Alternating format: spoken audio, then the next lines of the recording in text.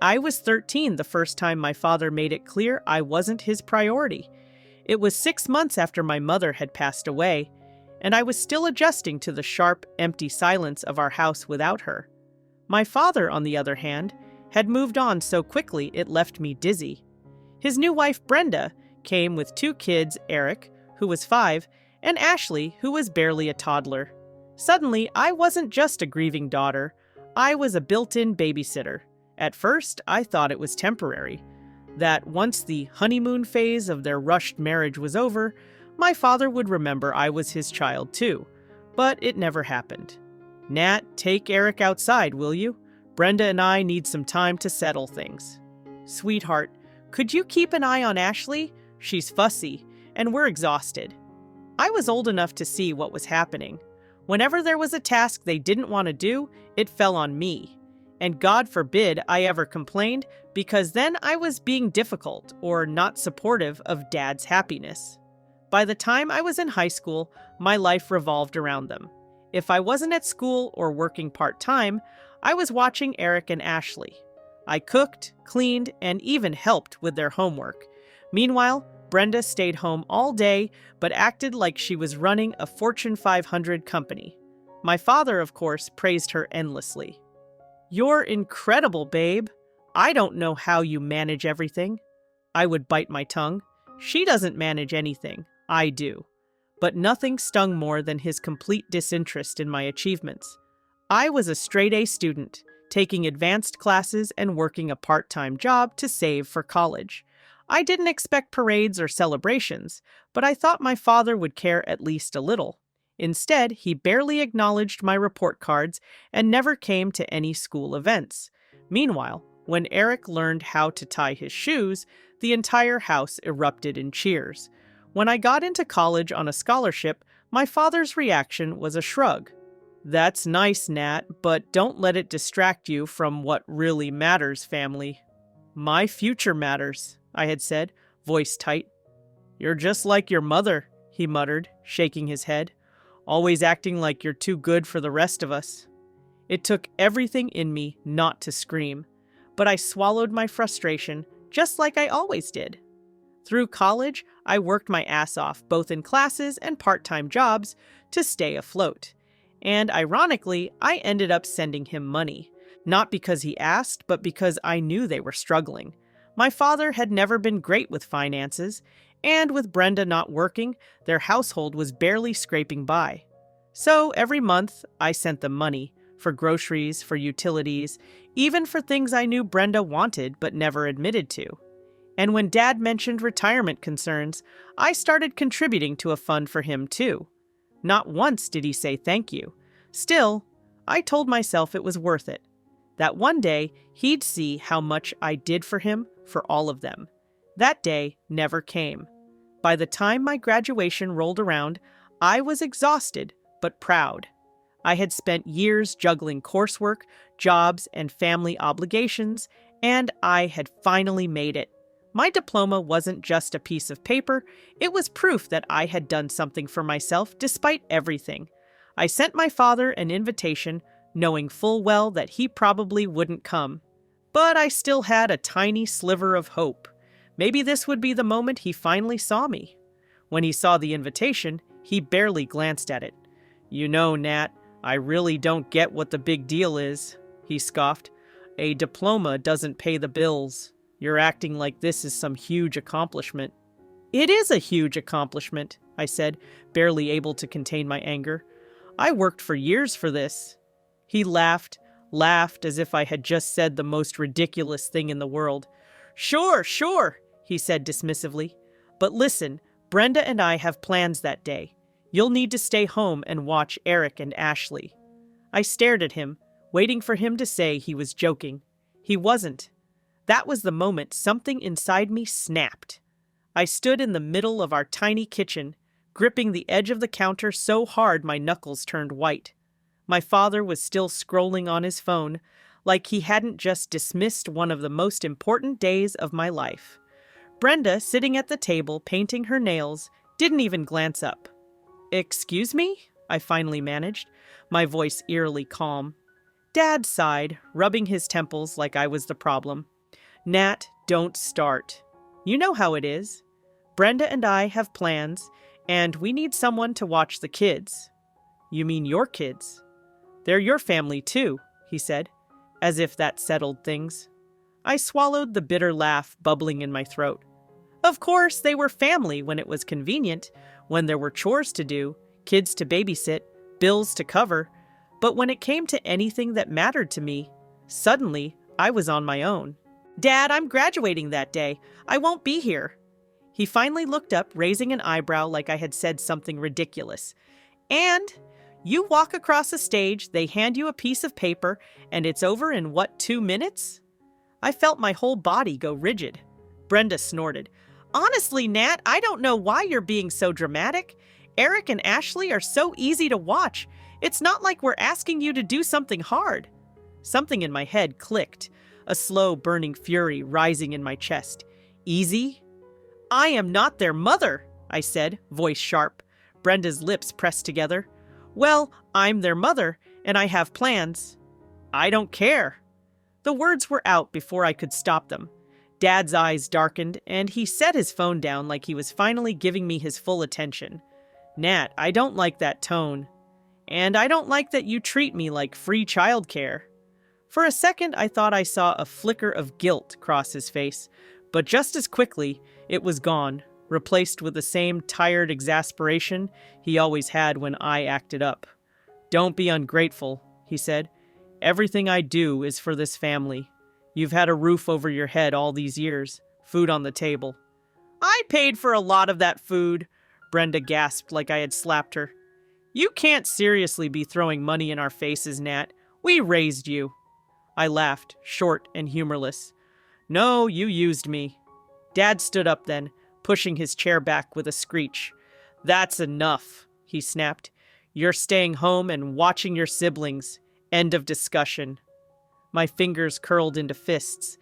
I could feel the weight of every moment that had led up to this, the years of being overlooked, the sacrifices I had made, the way my accomplishments meant nothing to the people who should have been proud of me. But this time, I would not bend. Slowly, I straightened, my heart hammering in my chest. No, I said quietly. Dad's jaw tightened. Excuse me? I said no. His eyes narrowed. You're really going to be selfish over one stupid day? I picked up my car keys from the counter. It's not just one day, Dad. It's every day, and I'm done. Then I turned and walked out the door. I half expected him to chase after me, to drag me back inside with some demand about family obligations. But he didn't. I stepped into my car, gripping the steering wheel as I tried to process what I had just done.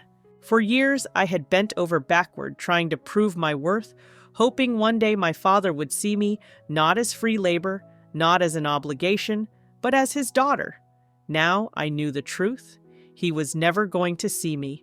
So I drove to my graduation alone, head held high, knowing I was finally free. I sat in the auditorium, surrounded by hundreds of graduates and their cheering families, but I had never felt more alone. As I adjusted my cap, my eyes darted across the sea of faces, looking for someone, anyone from my family. But I already knew the truth. My father wasn't coming. A part of me had still hoped that maybe he'd realize what this day meant, that he'd show up, even if it was just to grumble about how long the ceremony took. But there was no familiar face in the crowd, no awkward wave, no forced smile. I was completely on my own. But when they called my name and I walked across that stage, something shifted. I heard my professors clapping, my classmates cheering, and for the first time in years, I let myself soak in the moment. This was my achievement. This was my victory. I had earned this without my father, without his support, without his validation. And I realized something then. I didn't need him.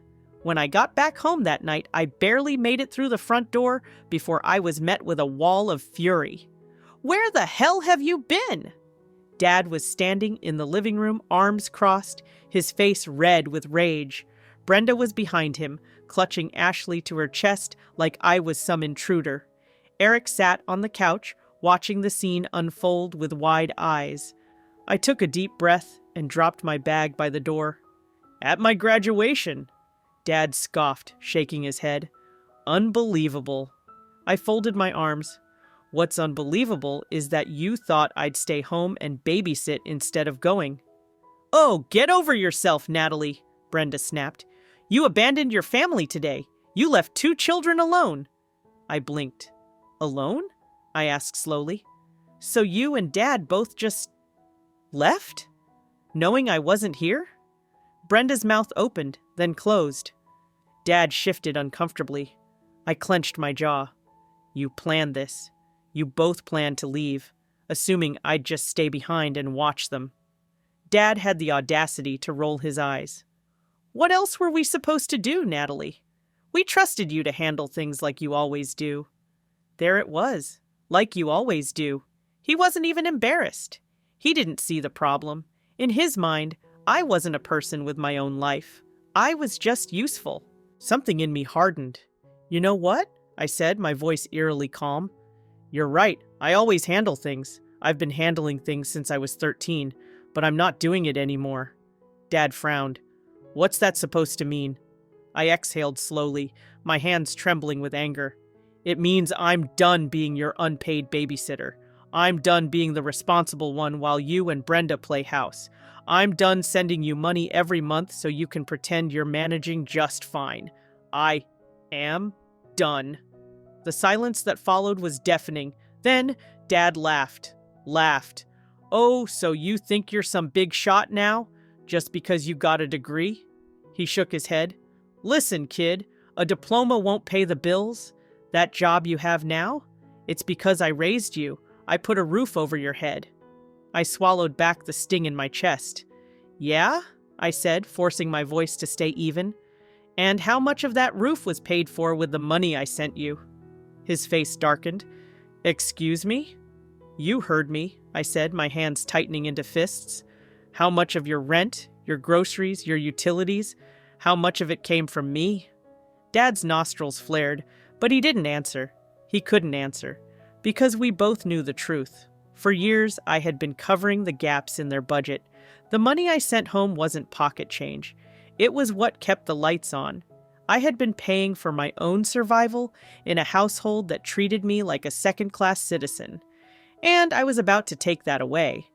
I stepped forward, staring my father dead in the eyes. "There's something else you should know," I said, my voice soft but firm. "Remember that retirement fund you've been relying on? The one I built for you?" Dad's brow furrowed. I smiled. "I canceled it." Brenda gasped.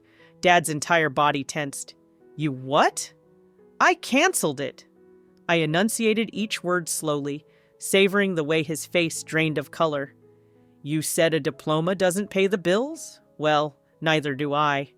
For the first time, real panic flickered across his face. "Natalie, you can't just—" "I can," I interrupted. "And I did. I'm not your safety net anymore. So I hope you have a backup plan because, starting now, I'm done supporting this house." His mouth opened, but no words came out. Brenda, meanwhile, was losing her mind. "Oh my God, Nat, do you even hear yourself? You're being so cruel. We have children to take care of." I snapped my gaze to her. "You have children to take care of," I corrected. "Not me." Eric shifted uncomfortably on the couch, his small hands gripping the fabric of his shirt. For a second, I felt a twinge of guilt. He and Ashley weren't at fault. But I wasn't their mother. And I refused to spend the rest of my life playing a role I never agreed to. Dad finally found his voice. "Natalie, please," he said, forcing a laugh. "You're overreacting. This is family. You don't just abandon family over one little mistake." I tilted my head. "Funny," I murmured. "I was just thinking the same thing when you abandoned me on my graduation day." His face twisted, but I didn't give him the chance to argue. I turned, grabbed my bag, and walked toward the door. "Natalie, wait!" I didn't. For years, I had waited for my father to see me, to respect me, to treat me like more than a convenient solution to his problems. I wasn't waiting anymore. I walked out of that house, shutting the door behind me, and didn't look back. The first few days of silence were blissful. For the first time in years, I wasn't tethered to my father's problems. There were no frantic texts about missing bill payments, no guilt-tripping calls about how family helps family, and no last-minute demands for me to drop everything and babysit. I finally had space to breathe, but I knew it wouldn't last. Sure enough, on the third day, my phone lit up with a call from Dad. I let it go to voicemail, then another and another. By the seventh missed call, a text finally came through. "Dad, we need to talk. You can't just abandon your family like this. Call me back." I didn't. A few hours later, another text arrived, more aggressive this time. "Dad, you're being childish. Do you think you're punishing me? You're only hurting yourself." I scoffed, tossing my phone onto my bed. Hurting myself? I had never felt lighter. The real meltdown came at the end of the month when the bills were due. "Dad, Natalie, I don't know what kind of point you're trying to make, but the electricity bill is late. I need you to send the money like you always do." I stared at the message, stunned by his entitlement. He was acting like I had simply forgotten to send it, as if it was my job. This time, I replied, "Me, that's not my problem. Figure it out." The response came within minutes. "Dad, you selfish little brat. After everything I've done for you, you're just going to let us suffer?" I laughed out loud at that one. "Me, everything you've done for me? You mean treating me like a free babysitter and an ATM? You did nothing for me." There was no response after that, for a few hours at least. Then Brenda called. I hesitated before declining. A second later, a text popped up. "Brenda, Natalie, I know you're mad at your father, but this is cruel. There are children in this house. Your step-siblings adore you. Do you really want them to suffer just to prove a point?" I clenched my jaw. I had expected her to play this card. Me. My relationship with Eric and Ashley has nothing to do with my financial responsibility to you or my father. I am not their parent. You are. Take care of them yourselves. That must have sent her spiraling, because the next text was much more desperate. "Brenda, please, Natalie, the rent is due, and we're short. If you just help this one last time, I swear we won't ask for anything else." I sat with that message for a long time, because that was the thing they always swore it was the last time. They always promised it was just this once, and yet here we were, again. Finally, I responded. "Me. No." A week later, I got a call from an unknown number. I normally ignored those, but something in my gut told me to answer. "Hello?" "Natalie." My father's voice was hoarse, the usual arrogance stripped away. "Please, just listen." I didn't say anything, waiting for him to continue. He cleared his throat. "I was wrong about a lot of things. I should have gone to your graduation. I should have been a better father." The words felt unnatural coming from him, as if they had been dragged from his throat against his will. But I wasn't naive. This wasn't an epiphany. This wasn't real remorse. This was desperation. "You should have," I agreed flatly. He exhaled shakily. Brenda left. That caught me off guard. "What?" "She packed up the kids and moved in with her sister. Said she's not going to stay in a house where she has to struggle just because you suddenly decided to be selfish." His voice turned bitter at the last part. I almost laughed. Brenda had no problem leeching off me when times were good, but the moment things got hard, she was out. Typical. "And?" I asked. Dad hesitated. "I lost the house." I blinked. "Excuse me?" He sighed. "I couldn't keep up with the mortgage. Without your money, things spiraled fast. The bank took it." I waited for the sting of guilt, but it never came. I had given him warnings. I had told him for years that he needed to be responsible for himself, that I wouldn't always be there to clean up his messes. He never listened. And now, here he was, homeless, alone. "Natalie, please," he said, voice shaking. "I don't know what to do. I have nowhere to go. Just help me this one time." A few months ago, those words would have broken me. I would have caved, rushing in to fix everything like I always did. But I wasn't that girl anymore. "No," I said simply. There was a stunned silence. No? No, I repeated, my voice steady. You made your choices, Dad, and I made mine. His breath hitched. I'm your father. And I was your daughter, I shot back. But you never treated me like one. You treated me like a wallet, and I'm done being used. I could hear him struggling to hold back emotions, frustration, regret, maybe even fear. Is this really how you want things to end? He asked quietly. I closed my eyes. They ended a long time ago. You just didn't notice. He didn't respond, and for the first time in my life, I hung up on him. It had been 6 months since I last spoke to my father. At first, I kept waiting for another call, another desperate plea, another attempt to guilt me into fixing his life. But after that final conversation, he stopped reaching out, at least directly. Instead, I heard about him through others, Brenda's sister, who gleefully told a mutual friend that he was crashing on couches and barely scraping by. A former neighbor who messaged me on Facebook saying he had shown up at their house asking if they had any work for him. Even Eric, now old enough to have a phone, had sent me a hesitant text. Eric, hey, Dad says hi. He's not doing great, just thought you should know.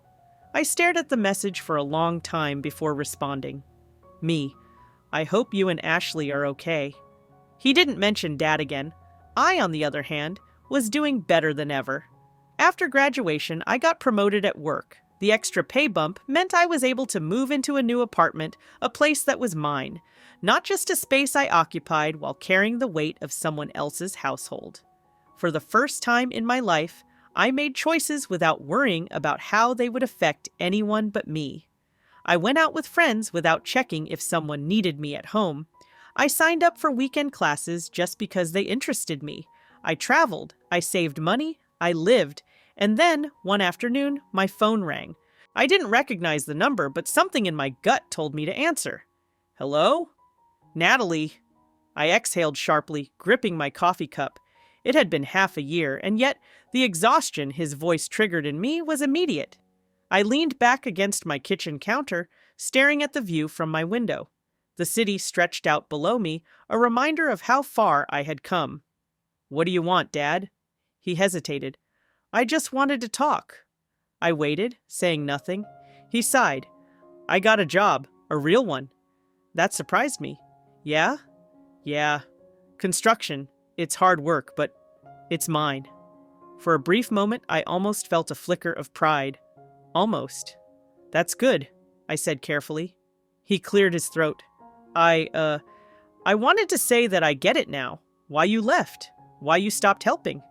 I stayed silent. You were right, he admitted, voice quieter now. I leaned on you too much, expected too much, and when you finally stood up for yourself, I didn't know what to do without you. I wasn't sure how to respond to that. There was a time when I had ached for these words, had dreamed of my father finally recognizing how much I had done, how much I had sacrificed, but now that I had them, they felt hollow. Because he wasn't saying this when he had power over me. He was saying it now when he had no other options, when he had no home, no money, no one left to lean on. I'm not asking for anything, he continued quickly. I just wanted to say I was wrong. For a moment I considered it, considered opening that door just a little, letting him in, even if just as a distant part of my life. But then I remembered. I remembered every time he dismissed my achievements, every time he made me feel like I owed him for simply existing, every time I had been forced to carry the weight of a family that never once carried me. I softened my voice, but I kept it firm. I appreciate you saying that, Dad. I do. But I've moved on, and I don't think there's anything left for us to fix. He inhaled sharply, like the words stung. Natalie, Good luck with the job, I said gently. Then, for the last time, I hung up on him. And this time, I felt nothing but relief.